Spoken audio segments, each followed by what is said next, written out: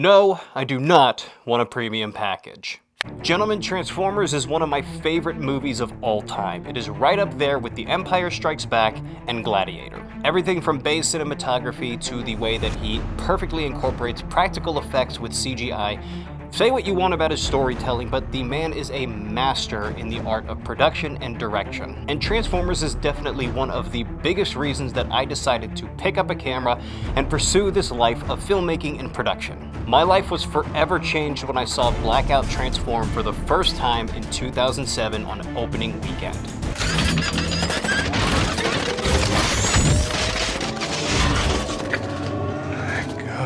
And while technically, yes, this is a GunTube channel, you guys should know me well enough by now that I am a filmmaker first and foremost. So today we are going to look at my top 5 favorite firearms from one of my favorite movies of all time.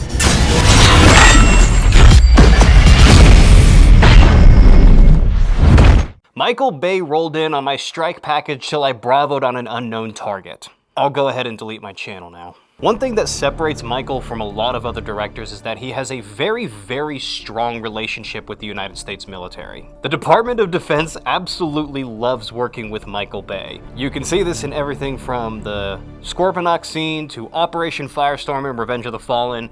Dark of the Moon is a masterclass in showcasing military badassery. So whenever Bay is doing a big blockbuster like this, the DoD is always willing to lend a helping hand. And that leads to the actors being able to play with a lot of cool toys. So that's what this video is. This video is going to be me going over my top 5 favorite firearms from the first Transformers movie. And this was in 2005-2006 that they were filming the movie. Mind you, the movie came out in 2007, so production was taking place in 2005 and 2006. A term that is thrown around a lot in this space is aesthetics. And for me, the GWAT era has some of the best aesthetics that I have ever laid my visor on. And a lot of the stuff that we've showcased has been very peak GWAT, if not Gulf War. Delta Car, M16A4, Bushmaster ACR, Modern Warfare M4A1. By the way, if any of you can find a copy of the Cry top that Lennox is wearing in the movie, please hit me up. But the dudes get access to a lot of cool stuff, and that definitely is showcased in a lot of the weapons that they're running. But it's not just the Army that gets to have a little bit of a fun, it's a lot of the other characters in the movie too.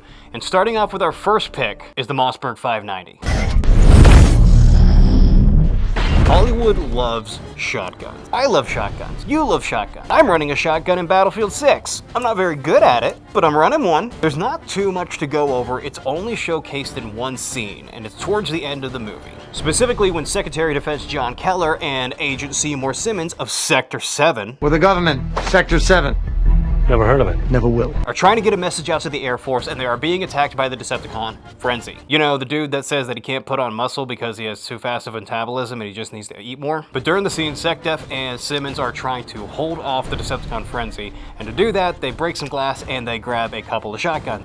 So the Mossberg 590 used in the movie is done up a bit tactical. It's topped off with an EOTech 512, a heat shield, as well as an M4 stock with a stock buffer plate on the back. Starting off with being used by Agent Simmons, he eventually passes it on to the blonde NSA agent before going and getting a flamethrower. But there's 2 shotguns in the movie. There is the Mossberg 590, and then there is the Winchester Model 1912. Don't worry, I definitely have a love for older shotguns. The Mossberg 590 stood out just a little bit more with having the tactical features thrown on there, the EOTech, the M4 stock, and it just stood out a little bit more in my mind when I think of this scene. Everyone's got one, I've got one, you got one. People who aren't into guns have one. I have one in my lap. So this is actually not a 590, but this is a Mossberg shotgun. This is a Mossberg 500. It's the only one that I had right close to me that is a pump action. But this is actually a Mossberg shotgun. It's not a 590. The only other shotgun that I have, which is this thing. It's a semi-auto Beretta AL391, and it's the only other shotgun I have, and I figured the Mossberg would actually be a little bit better for this. This is my duck gun. I never take it out for fun. I only ever take it out for duck hunting. POV, the Secretary of Defense is trying to get a message out to the Air Force, and you're trying to stop them. But shotguns are cool. I love shotguns. I haven't done any shotgun content, and I probably should. But shotguns are dope. Really, really, really like shotguns. Moving on from the Scattergat, we have my number 4 pick, the Colt M4. Specifically, the M4 that stands out is the one used by Fig, the guy who really likes his mama's cooking and fried alligator, which if you've never tried fried alligator, you really should. It's really, really good. I'm not just saying that because I'm from the South. But I always loved the way that his M4 looked in the movie. One, he's got it painted up, which is pretty cool. But two, it comes with the arms Sur rail. Now, if any of you played Modern Warfare 2, you have seen this rail before. This rail is ingrained in the brain of every young man who was alive on video games in 2009. The M4A1 from Modern Warfare 2 has a cultural chokehold on my generation. And to see it in one of the biggest blockbusters ever is beyond cool. One thing that you'll notice is that the muzzle flashes are very, very present. Now, a lot of the times when you do this, you're gonna amplify them in post, you might even put them in CG, because if you've ever shot a gun in real life, you know that you're not always going to get a muzzle flash. Sometimes it just looks like a little bit of dust coming out the barrel at a very high velocity. Very rarely do we actually end up getting real muzzle blasts.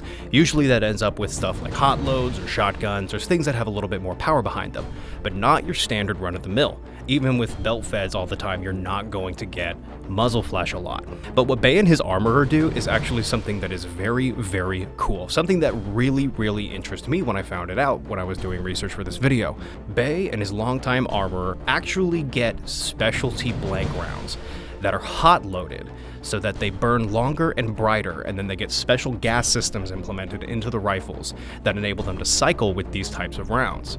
So that leads to all the muzzle flashes that you're seeing being more present, more consistent, and appearing better on camera. It's one of those weird filmmaking things that you don't think about when you're going into a scene like this that separates Bay and his team from a lot of other productions. Because a lot of other productions would just run with standard blanks, call it a day, maybe do some work in post. But Bay and his team took that extra step to really make it work in camera. Another M4 that stands out is also Ep's M4. His is also painted, but his doesn't come with the arms rail. His comes with an M203 grenade launcher with an A-top mounted on a carry handle. We get it, you like a movie from almost 20 years ago. Shut up, it's still mine. Okay, number 3, the M240G. There is one specific shot that I am thinking of in my head when I think of this gun. God. So the M240G is in the same family lineage as the FN Mag. It's the Marines General Purpose Machine Gun, bell-fed, chambered in 7.62x51. This thing's a monster. I've actually shot one full auto at one of our local ranges. It's definitely a fun time. If you haven't shot one, I highly recommend it.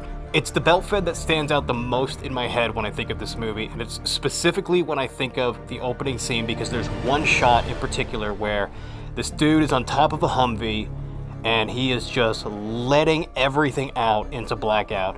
And I just always remember him just feeding that ammo into that gun so it doesn't jam because the dude's living a nightmare.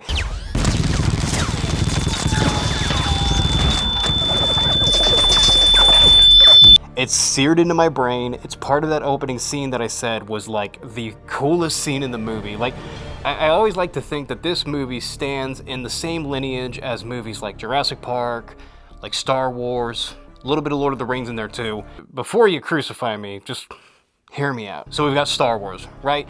George Lucas comes out with this crazy idea, and he doesn't know how they're going to do the effects that he wants to do. So Industrial Light and Magic is born, right? Cool. They create a new bunch of techniques. Star Wars is a hit. Fast forward a couple years. Now we've got Jurassic Park. How are you going to make dinosaurs look real? Well, the original plan was stop motion, like the old King Kong movies that you see, right? Well, they took a chance with computer graphics. And what Spielberg and them did, and again, Industrial Light and Magic, they pulled it off phenomenally. Jurassic Park is a huge hit. Fast forward to 2007. How are you going to make Transformers in live action? When Blackout transforms, the tone is set. From here on out, you know the movie's in good hands. The three things that Michael Bay does very, very well in this movie, better than things that are happening even today, even with the massive budgets that some of these movies have. But the effects and what Bay did with Blackout transforming at the beginning of this movie set the tone for how this movie and this franchise was going to be. And people are trying to recapture it, and they couldn't. And it wasn't because people love Transformers, it's because people liked seeing that type of stuff in their movies. And right dab in the middle of that opening scene is the M240. Yes, I know, this is a little bit of a side tangent, but that's why the M240G is in this list, is because it's a part of that scene that sticks to my mind as one of the core moments in cinematic history. But moving on, we've gotten 3 down, on to number 2. Grenade launchers. So for this sequence, I was originally going to talk about the Milcore M32, but as I was doing more research and looking into more footage and photos of the set and the props, I just came to the realization that I couldn't have anything else other than the RAMO RT37. This is a 37mm single-shot grenade launcher, and it's the one weapon that is used consistently throughout the entirety of the movie. It shows up at the very beginning during Blackout, and it shows all the way up until the end. This thing is nuts. It's already kind of an interesting little handheld grenade launcher, but the way that the prop department did this thing up, 10 out of 10, no notes. Let's break this thing down. So at top, you got a Bushnell hollow sight XLP red dot. Cool, awesome, looks great. Coming down, you have half of an arms rail on top of this thing. I guarantee you that the prop department just went, that looks cool, put it on the grenade launcher. Following all the way back, you got what looks like a Lone Star grip, and then you top it all off with an M4 stock. Sick, absolute fantastic, love it. No doubts. There's actually something funny at the beginning of the movie. Fig motions like it's a pump. They actually added a shotgun pump sound into the movie. I love little mistakes like that. It just makes me feel better about the mistakes in my videos. And it's even used by Lennox to take out Blackout at the very end. It is all over the place. But the further I got into this, I couldn't not have the RAMO RT37 as the grenade launcher for this pick. So before we get into number 1, I do want to have one honorable mention. Yes, my beloved MP5. Now this is my MP5K, and the K version shows up on Air Force One when Frenzy hacks into the POTUS mainframe. And the second one, I'm not gonna lie, this one hurts, because the one that I want, I literally checked the price on them today, and they have increased in price. The other one is the full-size MP5. But I wanted to mention the MP5 because I have this obsession with this specific look of MP5. The MP5 is one of the most famous firearms of all time. This isn't going to be a very long bit, but I do want to talk about my absolute favorite setup for the MP5. When I think of the full-size MP5, this is the exact setup that I think of. The CAC tri-rail with the Comp M2, the extended stock, and the CAC broom handle grip. Everything about this is peak performance to me. There is no other build that I love for the MP5 more than this one. Maybe even more so than the Black Ops MP5K. But I put those two in separate categories. I've talked about this long enough, but let's move on to the final gun from Transformers and my favorite. This thing is so freaking cool. It's kind of stupid. I don't care. I love everything about it.